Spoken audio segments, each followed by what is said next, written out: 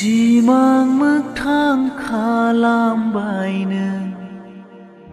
आंखौ दिनै सानाखैमोन नोंदि आंनि जानगार जागोन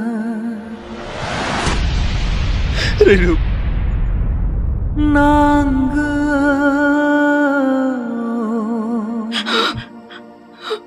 नोंखौ नांगौ